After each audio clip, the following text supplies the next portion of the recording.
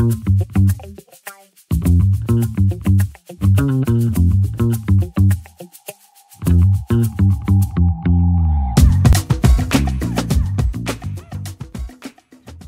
à tous, merci d'être présents pour ce webinaire. Donc, ça sera focus sur l'assurance décennale. Donc, on a la chance d'avoir la présence deux intervenants de Groupama, Madame Souvigné et Monsieur Charvier, qui feront une intervention beaucoup plus pratique. Moi, ça sera un petit peu la théorie, on va dire. Voilà, d'abord l'introduction un peu rapide. Donc, moi, je vais aborder ensuite un champ d'application et contours de la garantie. Donc, le contexte un petit peu juridique, les règles qui s'appliquent. Et ensuite, les deux intervenants de Groupama auront une approche beaucoup plus assurantielle et pratique sur vos sinistres, votre garantie décennale, comment ça se passe en pratique auprès de l'assureur. Donc, tout d'abord, de façon générale, donc c'est défini par l'article du Code civil. La garantie décennale vous couvre lorsque votre responsabilité civile décennale est engagée. Donc, un constructeur, c'est assez général, hein. Ça peut être un promoteur, un lotisseur, un maître d'œuvre, un architecte. Donc, c'est assez général. Tout en sachant pour qui? Donc, constructeur d'un ouvrage neuf ou existant. Donc, concernant l'ouvrage, je pense que ça pourrait être bien d'apporter peut-être une précision sur la notion d'ouvrage qui a un petit peu évolué. Alors, il n'y a pas de définition de la notion d'ouvrage. C'est une notion et qui s'est un petit peu construite à l'aide de la jurisprudence. Donc, les critères qui sont retenus principalement, c'est une opération de construction, donc construction d'un immeuble, construction d'une. Et puis, il faut qu'il y ait une durée et une immobilisation durable au sol, donc avec des fondations, avec une implantation dans le sol, un apport de matériaux neufs. Et puis, les tribunaux reconnaissent également l'importance des travaux, hein, sur la construction. Euh, Quelques exemples peut-être Dans l'ouvrage, parce que ça a un petit peu éclairer. évolué récemment avec la jurisprudence, Voilà. la garantie sociale, donc c'est important de souligner. Quelques exemples. La construction d'un mur de clôture avec des fondations qui entourent une maison, c'est un ouvrage. Le remplacement d'une toiture, la rénovation d'une toiture intégrale, c'est un ouvrage. En revanche, le remplacement de quelques tuiles suite à un petit événement climatique, par exemple à la tempête, si on remplace quelques tuiles, c'est pas un ouvrage, c'est de l'entretien. Une isolation thermique d'un bâtiment par l'extérieur sur un bâtiment existant, c'est un ouvrage. Dans le cadre d'une construction, tout ce qui est plomberie avec des canalisations, de ce genre de choses encastrées, c'est constitutif d'un ouvrage. Les menuiseries extérieures, le remplacement des menuiseries extérieures, c'est constitutif d'un ouvrage. En revanche, par exemple, l'ajout ou le remplacement d'un poêle, c'est pas constitutif d'un ouvrage. Ça peut le devenir s'il y a la mise en place d'un conduit avec une sortie en toiture, avec une sortie en façade qui touche à l'étanchéité du bâtiment. Ça peut être constitutif d'un ouvrage, mais le simple remplacement d'un poêle ou d'une chaudière sans toucher l'immeuble en lui-même, c'est plus un ouvrage depuis la jurisprudence du mois de mars 2024. Ouais, donc les points d'alerte, ce sera surtout sur les éléments d'équipement Oui. qui sont dissociables. Donc c'est-à-dire qu'on peut détacher la pose d'un radiateur, d'une pompe à chaleur, etc. Ce sera plus forcément concerné par la garantie décennale. Donc c'est important de l'avoir à l'esprit, c'est pour ça qu'on insiste un peu là-dessus. On pourrait reposer des questions, on pourra réinsister là-dessus, il n'y a pas de souci. Les caractéristiques, donc c'est obligatoirement dû au maître d'ouvrage. Donc c'est d'ordre public, c'est-à-dire que c'est obligatoire envers le maître d'ouvrage uniquement. Euh, Par exemple, pour les constructeurs qui interviennent sur un marché en qualité de sous-traitant, le principe étant que le sous-traitant n'est pas obligé d'avoir une garantie décennale, mais on recommande fortement aux sous-traitants d'en avoir une, parce que si derrière l'entreprise principale engage la responsabilité de son sous-traitant, le sous-traitant sera bien embêté s'il n'a pas de garantie décennale. Donc c'est une présomption de responsabilité pendant 10 ans après réception. Donc une présomption de responsabilité, c'est-à-dire qu'on n'a pas besoin de démontrer que vous avez commis une faute dans votre construction. C'est une présomption, vous êtes présumé responsable. Voilà, c'est une présomption de responsabilité. Vous ne pourrez pas vous exonérer de responsabilité en prouvant que vous n'avez commis aucune faute. C'est seulement la force majeure, le fait d'un tiers ou la faute de la victime, mais j'y reviendrai plus tard.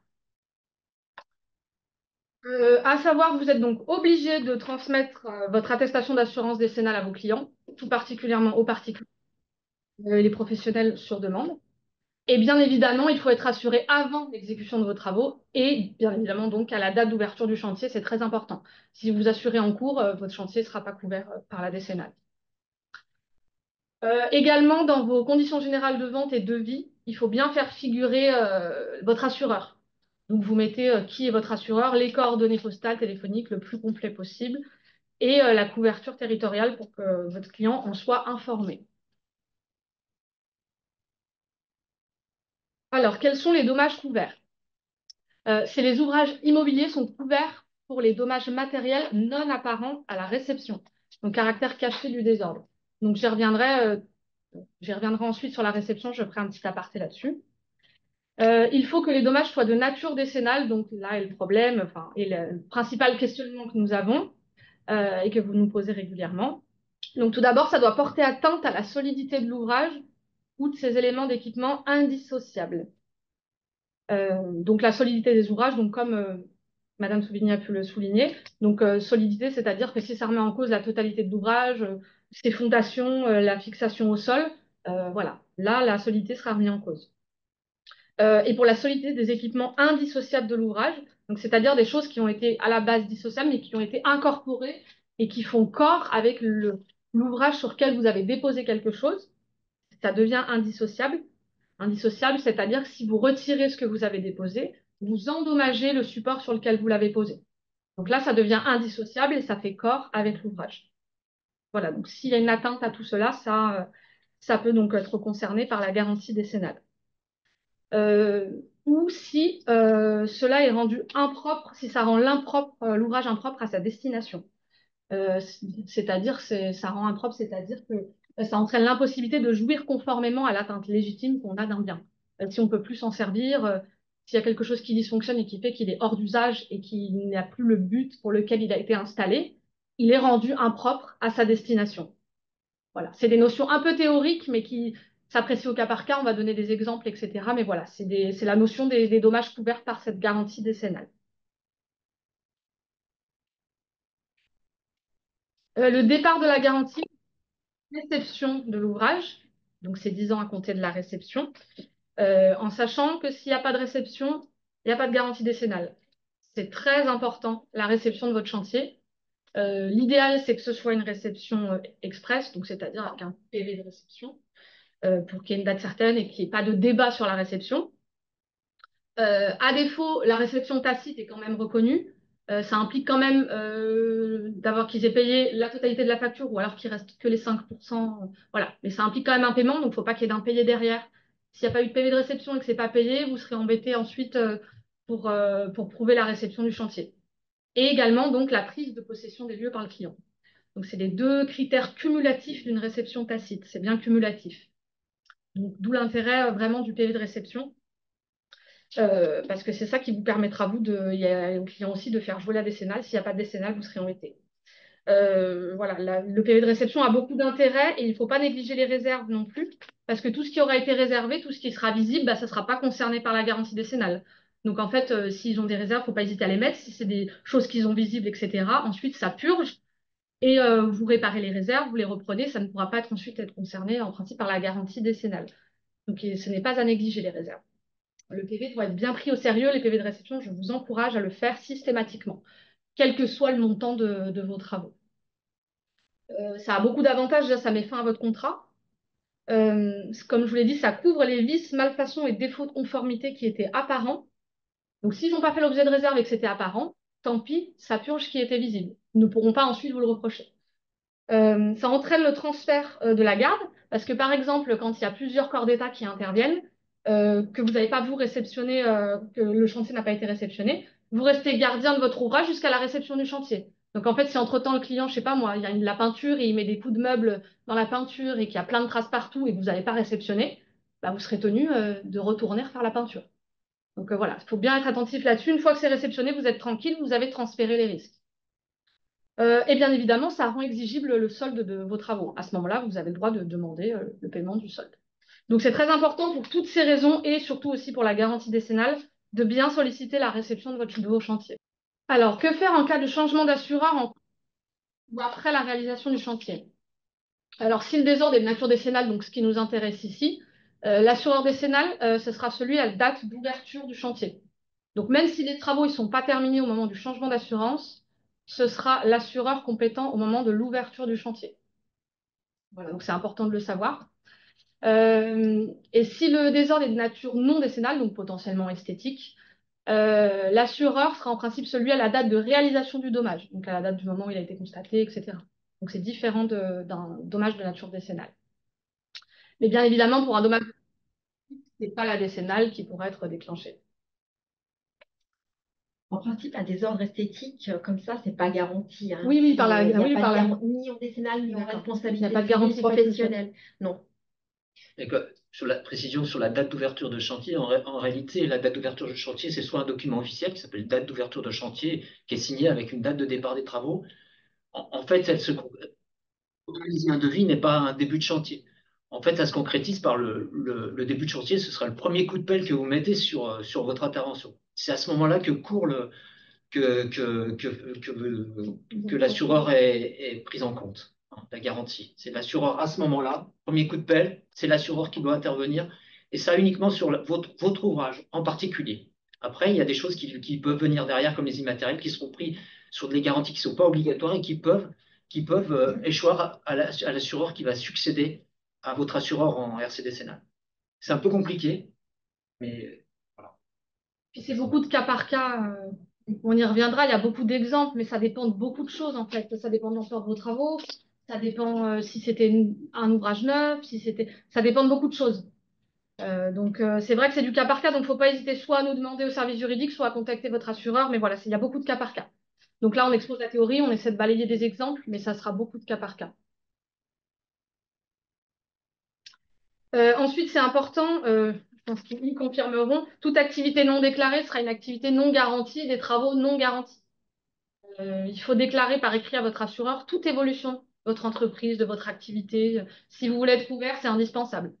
Par exemple, l'activité de maçon, ça n'inclura pas celle de couvreur. Donc, il faut être très vigilant au moment de la souscription du contrat, à poser même plein de questions, pas hésiter à tout balayer, toutes les activités que vous faites pour être sûr d'être bien couvert. La sanction, alors ça peut être une indemnité réduite, voire nulle. Voilà, après, Ouais, elle est nulle, hein. Si le métier n'est pas garanti, il n'y a pas y a pas d'assurance, hein. On ne prendra pas en compte. Ouais, c'est un refus. Ouais. Le métier, voilà, toute évolution dans les activités, les travaux, c'est. Ouais. et de la même manière, une fausse déclaration sur l'activité, c'est une non-garantie. Voilà, donc, on a, lorsqu'un client est victime d'une infiltration d'eau, que lors de vents violents et pluie, est-ce que la décennale peut être mise en jeu? C'est pas de la décennale. C'est justement ce que j'indiquais tout à l'heure. C'est un dégât des eaux. C'est un dommage consécutif lors de vos travaux. Ça relève de la responsabilité civile professionnelle. Alors, deux choses se passent. C'est soit sur Deuxième fois en 5 ans. je Je ne sais pas si ça a un impact. d'eau que lorsque le pavillon est pris, est-ce que la décennale. Quelle est la nature des travaux qui ont été réalisés initialement? Est-ce que c'était une réfection complète de toiture, changement de quelques tuiles, entretien? Ça dépend Oui, de l'intervention initiale qui a été réalisée quand même. La question à vous poser à chaque fois initialement, bon, bien sûr, à part rappeler l'assureur, c'est vous demander l'importance de vos voilà. travaux. Si vous avez C'est construction neuve, charpente de bois. Alors là, vous avez réalisé Oui. un ouvrage décennal qui relève de la responsabilité décennale. Voilà. Donc là, votre ouvrage défaillant, lui, il est garanti par la responsabilité décennale. Par contre, si vous parlez d'infiltration d'eau, donc là, il y a eu des dommages aux existants, ça ne relève pas de votre responsabilité décennale. C'est des dommages consécutifs aux existants, relève de la responsabilité professionnelle, qui n'est pas une garantie obligatoire. Donc il y aura deux déclarations à faire, une ouverture en responsabilité décennale pour reprendre vos désordres, et une déclaration à faire en responsabilité professionnelle pour faire prendre les dommages éventuels dus aux infiltrations à l'intérieur, sur les embellissements, sur un parquet qui gondole parce qu'il a pris l'eau.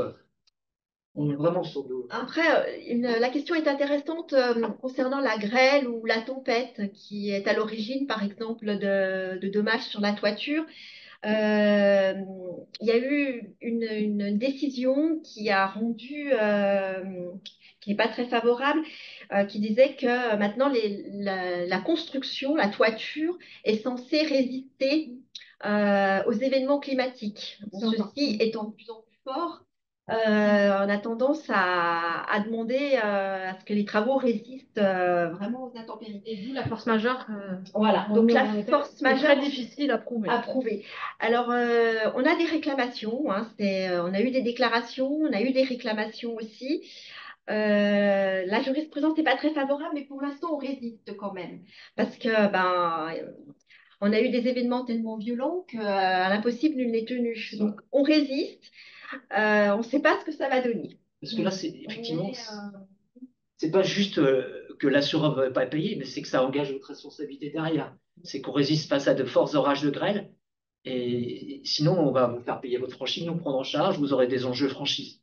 Pour l'instant, c'est un vrai problème, surtout avec l'évolution climatique, hein, avec des orages de grêle qui s'avèrent de plus en plus irrésistibles.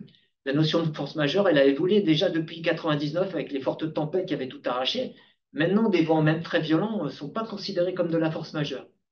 Donc pour l'instant, on résiste pour la grêle. Cette grêle de 2022 où on a eu plusieurs mises en cause, notamment sur des bâtiments agricoles. C'est des toitures qui sont peut-être un peu moins résistantes, mais bon, de toute façon, quel que soit le matériau qui aurait été utilisé, je ne suis pas sûre que ça aurait résisté. Donc, pour l'instant, on a résisté, on n'a pas forcément donné droit à la réclamation, mais il peut y avoir mise en cause. Ouais. Et c'est voilà. Ça va influencer sur les modes réparatoires, parce que pour l'instant, il n'y a pas de matériau qui ait pu faire face aux événements qu'on a sur 22 degrés, quasiment irrésistible. Ça va vraiment poser un problème, parce que des matériaux, je ne sais pas quels sont en toiture, mais on n'a pas de solution. On n'a pas de solution pour vous, et je pense que vous non plus. Je ne sais pas comment on va pouvoir faire face à cette évolution-là. Ça va devenir très difficile, hein. D'abord, ça va accroître le montant des travaux, parce qu'on ne pourra plus proposer un minimum de matériaux résistants, et ça va vraiment poser des problèmes financiers importants, à la fois aux assureurs, mais vous aussi artisans, parce que vous aurez des devis qui vont être inflatés de matières importantes, et donc c'est un vrai problème pour l'avenir, pour la couverture de nos assurés. On va passer à la question suivante. Alors, la pose en tunnel de fenêtres en rénovation pour tout un immeuble est préjudice car pourrissement des anciens cadres par manque d'étanchéité. Pose en tunnel de fenêtres en rénovation. Je ne sais pas ce que c'est que la pose en tunnel, je ne sais pas ce que c'est. C'est une succession de fenêtres.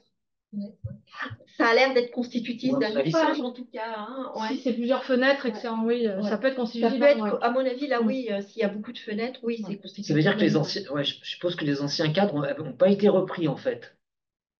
Je vais avancer par contre sur l'exonération. Ah oui, pose sur anciens cadres. Il y a l'acceptation du support, donc la responsabilité, à mon avis, risque d'être engagée. Ça me semble des travaux importants.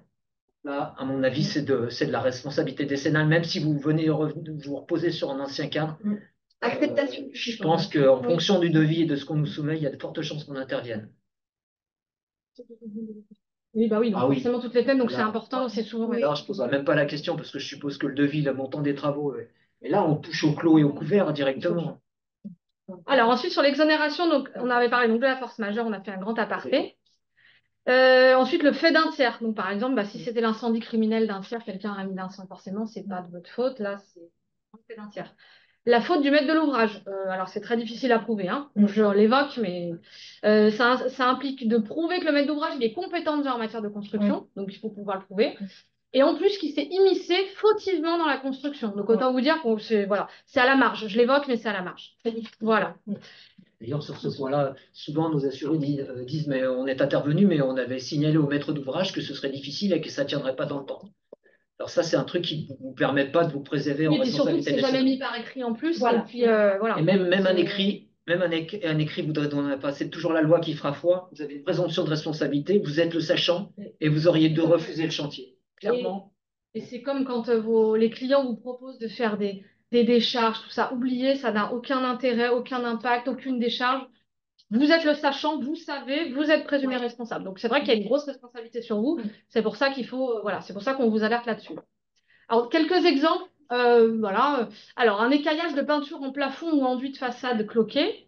Bah là, non, effectivement, c'est pas un désordre décennal. Ça n'a pas de conséquences sur la solidité de la maison, ni sur l'ensemble, donc ce ne sera pas décennal. Une cheminée d'agrément dont le fonctionnement entraîne une sous-performance calorique. Là, pareil, ce n'est pas concerné parce que, pareil, ça n'engendre pas de conséquences sur la totalité de la maison. Par contre, si les conséquences c'était des émanations de monoxyde de carbone, là, c'est différent parce que du coup, il y a un danger pour les occupants. Donc, ça rend impropre l'habitation, on ne peut plus y habiter parce que c'est dangereux. Donc, ça peut être de la décennale. Sous réserve que la cheminée soit constitutive d'un ouvrage, Toujours pareil, cette histoire d'ouvrage. c'est-à-dire qu'il faut qu'il y ait vraiment une indissociabilité et puis que un conduit de cheminée Ce créé, ne soit pas juste un poêle posé. que ça soit pas juste un insert, insert, voilà. posé comme ça. Il faut faut voir dans la globalité l'importance de vos travaux. Voilà, c'est important. On a une question sur la piscine. Alors, qu'en est-il d'une piscine qui a été faite et il ressort des points de rouille tout autour et la rouille remonte en surface? Le pisciniste dit que c'est de sa responsabilité, mais du maçon qui a fait le revêtement de la terrasse autour. ça, il faut une expertise. Ah ouais, pour c'est voir, expertise. expertise. Qui convoquait tout le monde, j'imagine. La réalisation d'une piscine est directement liée à une habitation. C'est un ouvrage, il a été réalisé dans la globalité. Après, est-ce que le pisciniste est intervenu juste pour prendre le liner dedans? Je sais pas. Là, je pense qu'il faut une expertise. Là, il faudrait si vous êtes confronté à ça, vous êtes maçon, vous avez réalisé une maçonnerie que vous mettez, à mon sens, il faut faire une déclaration auprès de votre assureur, qu'il refuse en responsabilité des salles sur les choses, mais au moins qu'il vous défende en PJ, en l'occurrence. Hein. Parce que, à mon avis. La prise en charge de la. Ouais.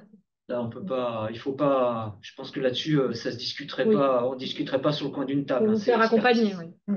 Voilà. Ouais. Ensuite, donc un autre exemple, installation de gaz présentant un risque d'explosion. Même raisonnement pour le monoxyde de carbone. Dès lors qu'il y a un risque, on ne peut plus y habiter, donc forcément, c'est de la décennale. Des panneaux ou revêtements de façade qui se décrochent ou se délitent, là également, ça peut être concerné par votre décennale. Parce que votre façade, elle part en lambeaux, donc effectivement, si la façade fait plus son boulot, ça sera concerné par de la décennale.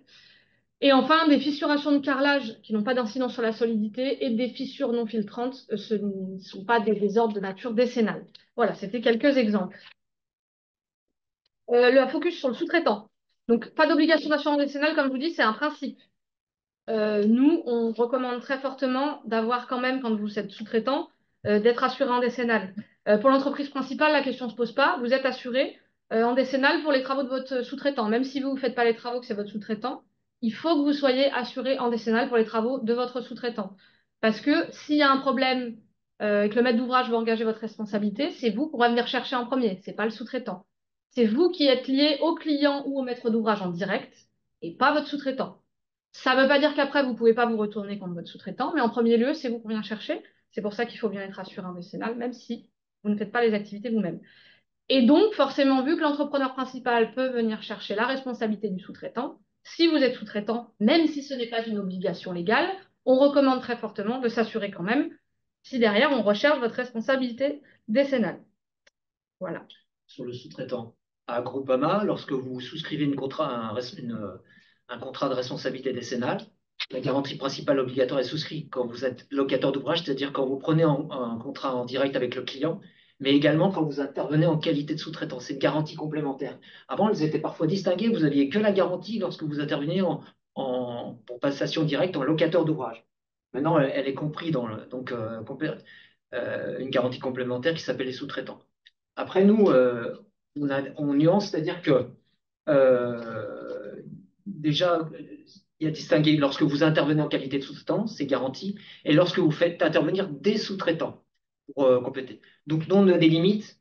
On a des limites d'abord, vous n'avez pas la possibilité de sous-traiter plus d'un certain volume de votre chiffre d'affaires à des sous-traitants. Ça pose un problème de difficulté d'apprécier le risque par l'assureur parce que vous, lorsque vous souscrivez auprès d'une garantie d'un assureur, il vérifie vos certifications, etc. Si vous sous-traitez, votre assureur direct, il ne pourra pas vérifier ce que fait votre sous-traitant. En revanche, il sera tenu de la garantie décennale en votre lieu et place. Après, vous ne pouvez pas sous-traiter à Groupama tout type de marché. Vous ne pouvez pas prendre un contrat de maçon pour réaliser une piscine, l'ensemble d'une piscine, et puis sous-traiter ensuite la partie piscine à un pisciniste. Ce n'est pas possible chez nous.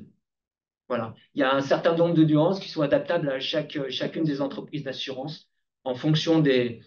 Voilà. Mais ce qui est important, et ce qui est important surtout, c'est lorsque vous faites intervenir un sous-traitant, il faut prendre le soin de lui réclamer une attestation d'assurance décennale. La confiance en la matière est toute relative, hein. Il vaut mieux une attestation décennale. C'est que derrière, il y a des enjeux pour vous de franchise, etc., et de mise en cause, parce qu'on peut aller rechercher la responsabilité d'un sous-traitant. Encore, lorsque vous intervenez en qualité de sous-traitant, vous n'êtes pas garanti, vous n'avez pas l'obligation de vous assurer, mais il faut vous assurer, c'est une nécessité. Fortement le faire. Voilà. Donc pour ma partie, c'est fini. Maintenant, ça sera une approche un peu plus pratique des sinistres en garantie décennale, donc par nos intervenants de Groupama. Je vais vous présenter, ce que je vais reprendre, c'est juste le fil, comment on prend une déclaration, comment on la traite et comment on la gère. Et puis on posera, voilà, c'est notre quotidien. Ça permet d'avoir un fil conducteur. Alors, à Groupama, avec Odile, on intervient sur ce qu'on appelle deux domaines, la responsabilité civile professionnelle et la responsabilité décennale. La responsabilité professionnelle, elle a vocation à vous couvrir lorsque vous causez des dommages consécutifs, lorsque vous réalisez des travaux, soit aux existants, à la maison, mais parfois à des tiers. Vous êtes sur un toit, vous posez une charpente ou des tuiles, vous êtes couvreur, vous faites tomber une tuile sur un tiers qui passe ou sur une voiture. Ça relève de la responsabilité civile professionnelle. C'est une garantie qui n'est non obligatoire et qui est mobilisable à la date de survenance du dommage, à la réclamation. Et puis, il y a la responsabilité décennale qui vous engage à la date d'ouverture du chantier. Alors, la prise de déclaration chez nous, nos intervenants, nos clients, enfin, nos déclarations sont dans un cadre amiable et dans un cadre contentieux. Le plus généralement, on reçoit une déclaration de la part de nos assurés par téléphone ou par écrit et on ouvre un dossier. Ou alors on peut être mis en cause par vos clients qui connaissent vos références d'assurance, puisque désormais vous avez l'obligation de les annoter sur les devis que vous saisissez. Et puis on peut être aussi saisi dans un cadre contentieux, un litige, parfois directement, sans même avoir un passage par l'amiable. Les gens se tournent tout de suite vers la justice, ou alors parce que nous, on a refusé une prise de garantie, parce que voilà, on a refusé une prise de garantie en assurance.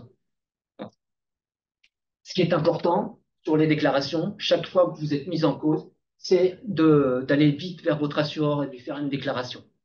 C'est important de ne pas attendre. Parfois, on a tenté de solutionner amiablement. Je crois qu'il y a un moment, il faut se tourner vers l'assureur, lui faire une déclaration. Ça permet de sortir de l'affaire et d'avoir un intervenant extérieur et de solder certains dossiers sans difficulté, sans partir parfois jusqu'au contentieux, ce qui arrive. Donc, c'est une des recommandations. Donc, on est saisi amiablement au contentieux. J'ai oublié, au niveau amiable, on peut servir dans un cadre un peu particulier qu'on appelle la convention CRAC. Tu en parleras après, qui est une convention d'assurance qui a été établie pour simplifier le traitement des déclarations amiables. Donc pour moi, mon premier rôle, c'est je reçois une déclaration et je vais récolter les pièces. Donc je vais demander les marchés de travaux, les devis, l'importance de vos pièces voilà, au moment de la conclusion. les factures, les dates d'ouverture de chantier, les procès-verbaux de réception, enfin, l'ensemble des pièces qui vont me permettre d'ouvrir un dossier et d'examiner la mise en jeu des garanties. C'est pour ça que tout à l'heure, c'est important, notamment au niveau du sous-traitant, de récupérer les déclarations, parce que là, on va demander notamment qui sont les intervenants qui sont intervenus à côté de vous, sous-traitants, autres constructeurs. C'est important d'avoir les éléments. Chez nous, on n'ouvre pas de déclaration. On prend les déclarations par téléphone, mais on n'ouvre pas de dossier tant qu'on n'a pas des éléments factuels. C'est-à-dire à minima une facture de travaux. Parce que pour nous, ça a des conséquences. Pour vous, déjà, ça ouvre un dossier sinistre ça vous plombe au niveau de votre relevé d'information. Donc, nous, on préfère avoir des éléments et on peut être amené à refuser à des maîtres d'ouvrage qui n'ont pas pris soin, qui ont perdu leur facture ou qui ont racheté des bâtiments sans prendre soin de récupérer les factures des intervenants, couvreurs, etc. Donc, nous, on n'ouvrira que si on a à minima une facture. La deuxième étape, ma collègue qui va la présenter. Donc, on fait un premier examen en fonction des pièces. Si la garantie est susceptible d'être mobilisée, donc si c'est un ouvrage, si il nous semble que les désordres sont de nature décennale, on mandatera un expert pour vérifier les dommages, pour vérifier l'application de la garantie, pour voir les dommages. J'ai un point d'attention sur la nomination d'un expert lorsqu'il y a une assurance dommage-ouvrage, donc souvent dans le cadre de la construction d'une maison, d'un immeuble, il y a une garantie dommage-ouvrage. Pour simplifier les process, il y a une convention qui est mise en place. Et dans le cadre de cette convention, un seul expert est mandaté. Donc, on a souvent des questions à ce propos.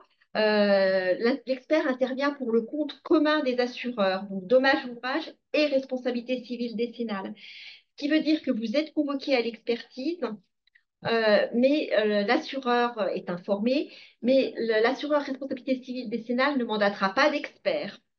Donc, ce qui est important, c'est que vous participiez à cette expertise pour bien faire valoir vos objections, limiter le champ d'intervention sur ce chantier et bien faire valoir vos observations de façon à ce que l'expert puisse le prendre en compte. Quand il n'y a pas de dommage ouvrage, on mandate un expert en principe spécialisé dans le domaine. Et puis, il est aussi fortement recommandé que vous participiez à cette expertise. À réception du rapport d'expertise, l'assureur prend position et fait part de la prise en charge ou du désordre. La possibilité pour une intervention en reprise, donc, dans certaines conditions, si vous pouvez reprendre les désordres, c'est possible, avec une intervention à ce moment-là, une indemnité en votre faveur sur une base hors taxe et franchise des. Donc ça, ça peut se mettre en place lors de l'expertise. Nous, on nous pose souvent la question, les adhérents, la question des expertises, s'ils ont, avec leur assurance par rapport à l'assurance du client, ils ont leur propre expert qui vient, il y a un expert pour chaque partie. Ça peut. Ça peut. Ça dépend du type de sinistre. Oui, ça dépend de si le maître d'ouvrage, votre client, si il a une assurance qui est susceptible de le mandater, s'il a une garantie protection juridique qui prend en charge les honoraires ou pas. Donc, ça peut être cet assureur qui met en cause, auquel cas, voilà, il peut y avoir l'expert de votre client et le nôtre.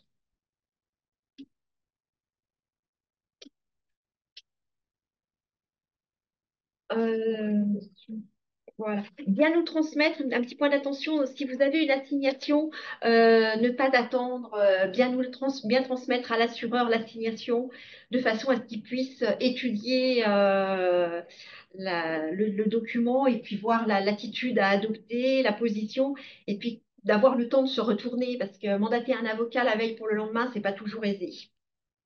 Et puis, même si on peut avoir à vous demander de prendre votre propre conseil, donc que vous ayez aussi par ailleurs le temps de prendre vos dispositions. La garantie responsabilité civile décennale, c'est un domaine complexe. Il y a beaucoup de cas par cas. L'entreprise est souvent en première ligne, elle est réputée comme professionnelle, donc comme sachant. Donc, les enjeux ne sont pas neutres.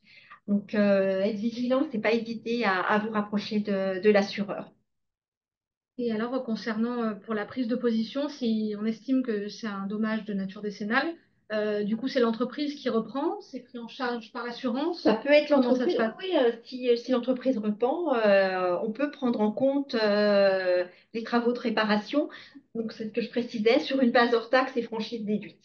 Voilà. Ça dépend de la bonne volonté de votre client, du maître S'il d'ouvrage. est d'accord. La reprise ne se fait par le client que si celui qui fait construire, le maître d'ouvrage, votre client, accepte de le faire. La loi prévoit que l'indemnité décennale revient au maître d'ouvrage avant tout, pas à l'artisan, pas à un autre artisan qui intervient en reprise. On ne peut jamais lui imposer. Donc on peut, si, avec son acceptation, on acceptera de prendre directement par notre artisan, mais le maître d'ouvrage aura toujours la main et on lui fera signer un bon sur accord pour travaux pour pouvoir assurer le règlement directement auprès de vos entreprises. Voilà.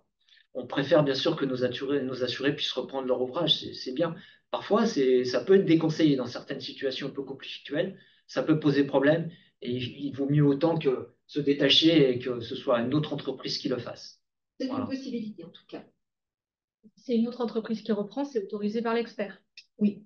D'accord. Faut pas qu'il y ait de risque derrière par rapport à l'acceptation du support, Aussi, oui. qu'il y ait bien une acceptation par l'expert. D'accord. Et lui, il va reprendre à sa charge le Surtout risque aussi. de l'entreprise. Hein, il faut que l'entreprise qui accepte de reprendre. Bien sûr, oui.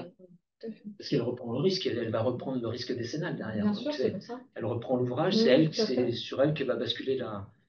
À moins qu'on n'ait pas détecté tous les travaux nécessaires à la base, qu'on n'ait pas analysé complètement le dossier, qu'il y ait quand même encore une part des travaux réalisés par notre assuré qui soit mise en cause. Ou des travaux inefficaces. Un expert n'est pas maître d'œuvre, hein, donc il ne préconise pas, il n'est pas donneur d'ordre. Voilà, il essaye de voir ce qu'il y a à faire, il fait des investigations, mais il n'est pas maître d'œuvre.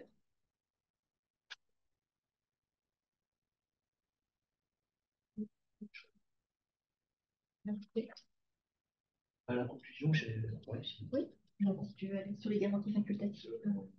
sur, déjà dire que ça ne couvre pas tous les risques, peut-être. Oui.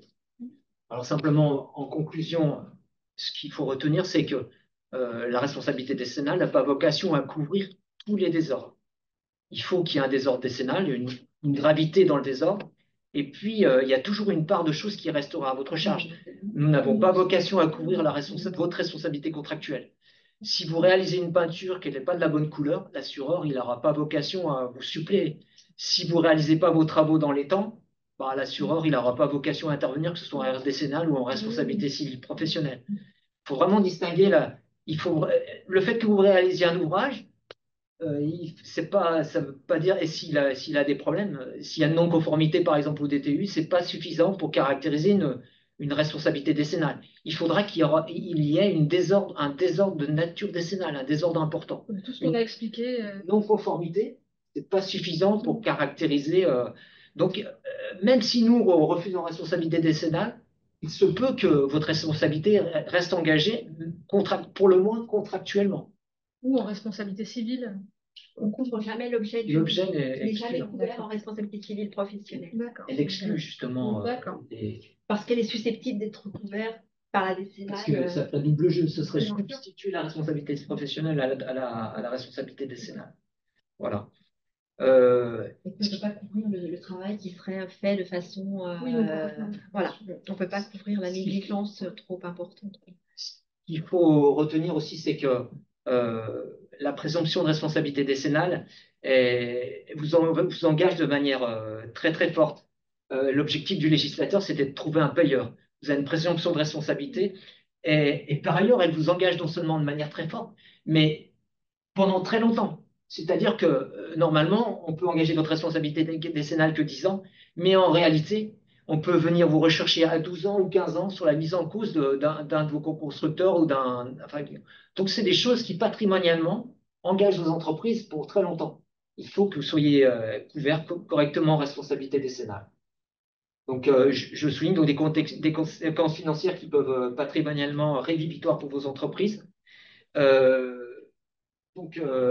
puis surtout en période d'inflation des coûts actuels, avec le dérèglement climatique, les normes qui augmentent, l'inflation des matériaux. Nous, quand on intervient sur les reprises, vous avez payé 10 000, souvent, nous, assureurs, on paye 20 000, parce qu'il faut détruire et reconstruire derrière. Sans assurance correcte en responsabilité décennale, c'est des choses auxquelles vos entreprises, surtout les plus petites entreprises qui ont peu de trésorerie, auraient du mal à faire face. Après. Donc, hors la responsabilité décennale, il faut vérifier également que vous avez la possibilité de souscrire ce qu'on appelle des garanties complémentaires. C'est important de vérifier, soit avant travaux, lorsque vous avez, je sais pas, un dégât des eaux qui survient en cours de travaux sur vos ouvrages, mais on peut vous couvrir aussi après travaux pour des travaux réalisés qui seraient pas un ouvrage. Je sais pas, la pose d'une cuisine, la pose de plusieurs radiateurs, ce qu'on appelle des garanties des dommages intermédiaires, des garanties des dommages non décédaux. c'est des garanties facultatives qui peuvent être intéressantes à souscrire. Surtout depuis l'évolution de la jurisprudence qui couvre Voilà. beaucoup moins d'éléments dissociables. Elles vont suppléer parce qu'elles ne font pas intervenir la notion d'ouvrage. Et puis surtout, elles permettent de couvrir certaines activités qui ne vont jamais relever de la responsabilité décennale. Et je pense aux peintres qui réalisent des peintures, qui, une fois terminées, au bout d'1 ou 2 ans, tombent ou desquament parce qu'il y a eu un problème dans le choix sur le support, etc. Et là, la responsabilité décennale n'a pas vocation à jouer. Et la DND, les garanties des modes d'un intermédiaire, pourrait prendre le relais et vous assurer une protection. Après, les franchises sont importantes pour voir les enjeux et choisir au mieux de vos intérêts. Un petit point sur ces garanties facultatives, elles sont propres à chaque assureur. Donc, il faut quand même, voilà, les critères ne sont pas les mêmes pour tous les assureurs et il faut vérifier avec votre assureur le cadre de ces garanties facultatives. Quand on intervient sur un ouvrage mal réalisé, bah déjà, vous acceptez le support, donc c'est pas super, hein. Réaliser à la demande du client, sur quoi va se situer notre assurance décennale sur la totalité de l'ouvrage que nous n'aurons pas complètement réalisé. J'attire déjà votre attention sur l'acceptation du support. Oui. Dès lors que vous touchez à quelque chose et c'est pas vous qui l'avez réalisé, vous acceptez le support, donc vous acceptez la totalité de l'ouvrage sur lequel vous intervenez. D'où l'intérêt quand vous constatez, surtout en plus si vous voyez que c'est mal fait. Nous, en tout cas, au service juridique, vous pouvez vous tourner vers nous, vous pouvez dénoncer le support et dire, bah, écoutez, moi, en gros, je ne fais pas de devis, je peux pas, tant que le support n'a pas été mis aux normes, aux frais du client, c'est son support, vous n'y avez pas touché. Et dès lors que vous considérez qu'il est aux normes et qu'il est correct, là, vous pouvez intervenir. Parce que du coup, j'imagine qu'il engage sa responsabilité décennale sur la totalité de l'ouvrage. Oui. Donc, c'est très important l'acceptation du support, hein. Faire très attention à ça. Ça va de là, il Point de vigilance. Ah va engager sa responsabilité décennale et aussi sa responsabilité professionnelle pour les dommages. Et surtout, je pense au couvreur qui vient refaire une couverture et puis qui prend pas soin de vérifier les poutres ou les éléments de sous-porteur faire attention. et qui pourrissent, qui prend pas et le toit s'écroule, là on va avoir la responsabilité décennale qui va engager et puis la responsabilité professionnelle pour les dommages aux existants. Ouais, là, Donc faites attention à intervenir sur un ouvrage déjà. Enfin, voilà, faites vraiment attention là-dessus et faites attention. Les garanties complémentaires. Bien alerté, hein. Ouais. On a un dossier là en suspens où on est assigné en judiciaire. Notre assuré est intervenu sur une charpente pour faire juste un petit renfort en bois.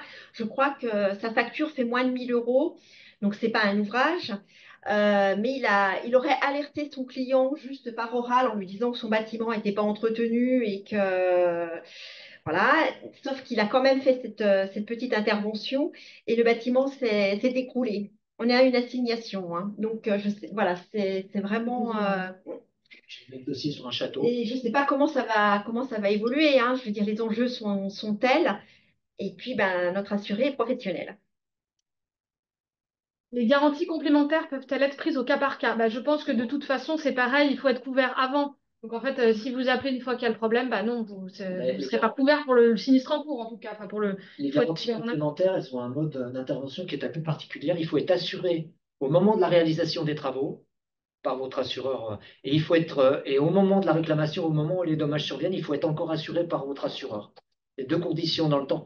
Et je pense que la garantie complémentaire, elle ne se souscrivra pas pour un chantier particulier. C'est une garantie qui va être souscrite pour une année, avec un plafond de garantie qui est assez élevé quand même, mais voilà, elle ne se souscrira pas pour un chantier particulier. Pas comme si vous interveniez sur un ouvrage et vous demandez une note de couverture spécifique pour un chantier, là, ça ne fonctionnera pas. Non, on ne vendra jamais au cas par cas comme ça. Ça n'aurait pas de sens. Effectivement, quelqu'un souligne, c'est la GPA qui couvre 1 an après la réception du chantier. C'est juste la garantie de parfait achèvement. Peut-être pour la question sur les 1 an, ça faisait allusion à la garantie de parfait achèvement. En principe, la garantie de parfait achèvement, elle est due par l'entreprise. Il est tenu de faire ses travaux comme le client les attend. Donc la garantie de parfait achèvement, en principe, nous, on la couvre pas, les assureurs ne couvrent pas cette garantie. Ou alors il faut que le maître d'ouvrage montre une défaillance complète du client, quoi. Écoutez, on arrive au terme de notre webinaire. Vous vouliez peut-être préciser d'autres choses avant de clôturer? Oui, deux choses. L'importance d'une garantie de protection juridique. Oui. Vous ne pouvez pas vous dispenser si d'aventure votre assureur responsabilité des salles ne vous couvre pas. Il est bon de vérifier que vous ayez des garanties protection juridique. Je pense que quand on est un professionnel, on ne peut pas s'en dispenser. Parce que si votre assureur refuse et qu'il ne veut pas vous représenter, notamment lors d'un contentieux, il faut que la PJ puisse suppléer à ça, qu'elle puisse vous aider et vous apporter soit un support juridique, soit vous prendre la prise en charge d'un avocat, par exemple. Et puis surtout, je voudrais, pour terminer, dire que il faut considérer vos assureurs comme des vrais partenaires dans cette affaire. Quand vous intervenez sur un chantier, notamment sur des chantiers importants, si vous avez des doutes sur sur ce quoi vous allez pouvoir être garanti, sur vos métiers, surtout avec l'évolution actuelle, il faut considérer vos assureurs comme Oui, des partenaires, faut les revenir appeler. vers eux, interroger vos services souscription de chacune de vos compagnies, interroger vos services commerciaux et au besoin faire des notes de couverture spécifiques pour des chantiers qui peuvent poser problème. Voilà. C'est un conseil que je peux donner. Toujours aller vers votre assureur. Et je pense que si un assureur répond pas, à ce moment-là, on peut s'interroger. C'est important de le faire et de le considérer comme un assureur et pas comme parfois un mauvais payeur. C'est pas notre volonté. Vraiment, au quotidien, volonté, c'est de te couvrir. On a autant d'intérêt que d'assurer la pérennité de votre entreprise. Ça va de pair avec nous et d'avoir des intervenants artisans qui soient qui nous permettent d'intervenir dans les meilleurs.